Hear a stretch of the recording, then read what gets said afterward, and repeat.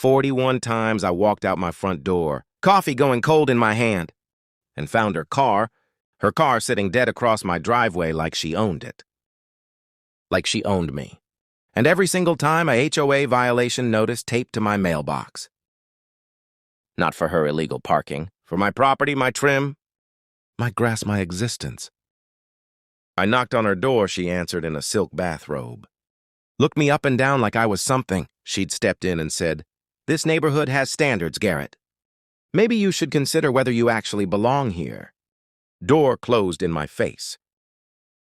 She had the board. She had the rule book. She had 41 mornings of making my life hell, and she had absolutely no idea what I was about to do to her. What would you do if the person enforcing the rules was the one breaking them, and no one would stop her? Let me back up. My name for the purposes of this story is Garrett. Garrett Wolfson, 47 years old. Electrician by trade, homeowner in a mid-sized suburb outside Columbus, Ohio.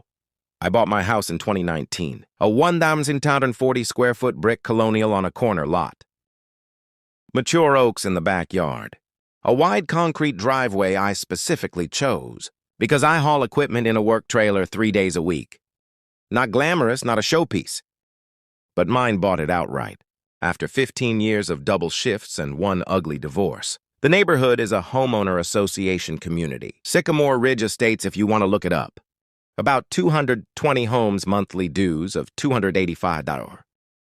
The kind of place where the lawns are manicured and the rules are laminated.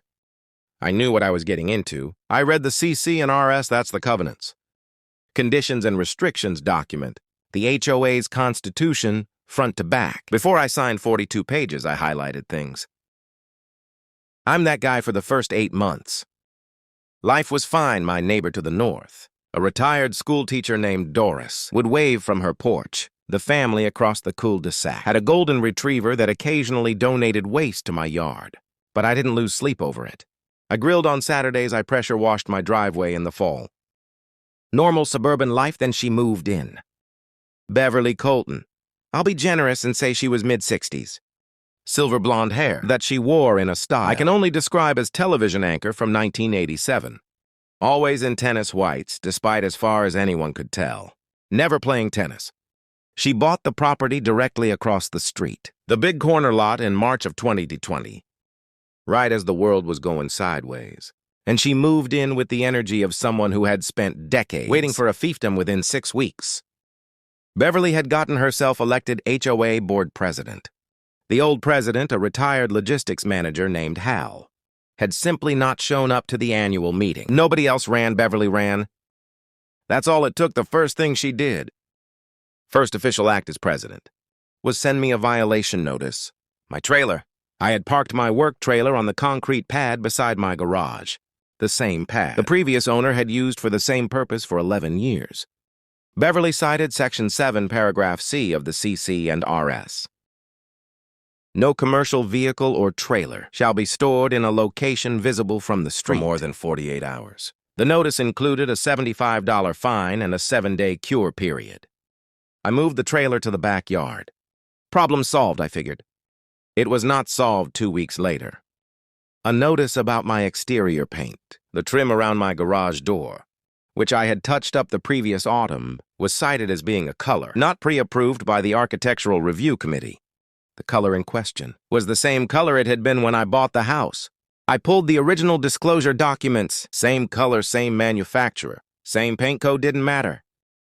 Beverly wanted an ARC application submitted and a $50 administrative fee paid. I paid it because it was cheaper than fighting. And I went back to my life.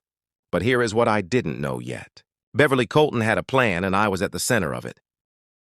The corner lot I owned, it sat directly between her property and the neighborhood's main entrance. She had ideas about that entrance. Landscaping ideas, a monument sign, a cul-de-sac redesign that required my cooperation or failing that. My submission? She had already begun quietly lobbying the other 2 board members, a passive accountant named Denton and a woman named Ruth Ann, who agreed with whoever spoke to her last. That's the part I didn't find out until much later. For now, all I knew was that every Monday morning for 6 straight weeks, I walked outside and found Beverly's silver Escalade parked across my driveway. No note, no apology. Just an immovable 4,000-pound inconvenience, wearing vanity plates that read BVCOLTON.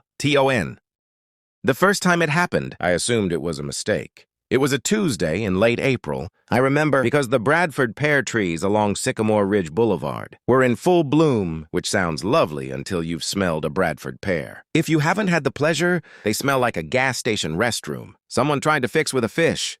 The whole street reeked of it that morning, and I walked out into that old factory disaster at 6:00 a.m., coffee thermos in hand, to find the silver Escalade sitting directly across my driveway gate. I couldn't get my truck out. I couldn't get my trailer out. I had a job site in Westerville at 7. I stood there in the driveway for a full 30 seconds, doing that thing where your brain just refuses to process what your eyes are clearly reporting.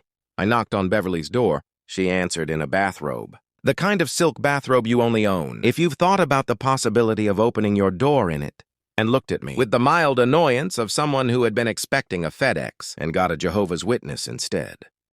"Beverly, your car is across my driveway." "I'm aware," she said. "I had guests last night. They took my spots. I'll move it when I'm ready. I need to leave for work. I'm sure you can find another way." And she closed the door. I called a cab, lost 2 hours on the job site, ate the overtime costs myself.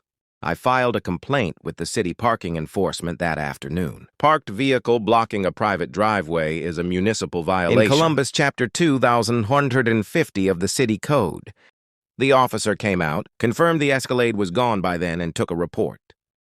He was apologetic in the way municipal employees are apologetic when they know they can't actually do anything. I asked him what my options were if it happened again. He said, "Call us and we'll ticket it if it's still there."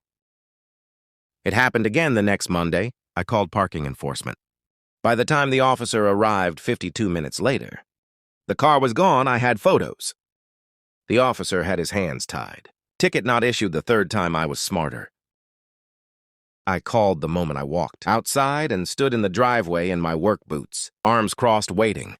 The officer arrived in 38 minutes. The Escalade was still there. Beverly was apparently confident I wouldn't escalate. The officer wrote the ticket. I watched him do it. I took a photo of him writing it. 3 days later, I received a letter from the HOA. Not from Beverly personally. From the HOA, signed by Beverly in her capacity as president, informing me that repeated calls to municipal, non-emergency lines for neighbor disputes constitutes harassment under the HOA Community Standards policy, and that I was subject to a formal warning. She had just used the HOA as a legal sounding weapon to threaten me for calling the cops on her illegal parking. Here's the thing about living with a bully. There's a moment where you can choose to keep absorbing or choose to start documenting. I chose documentation. I went to Home Depot that Saturday and bought 2 outdoor security cameras, the kind that record in 1080p with a timestamp, the kind that automatically back up to a cloud account. I mounted one above my garage door, pointing at the driveway, and one on the corner of my fence pointing at the street. The installation took me about 40 minutes. I'm an electrician, it's what I do. I also opened a dedicated folder on my laptop, Sycamore Ridge documentation. Every photo, every notice, every parking ticket, every HOA letter went in, organized by date backed up to 2 cloud services. I even started keeping a contemporaneous log, just a simple Word document.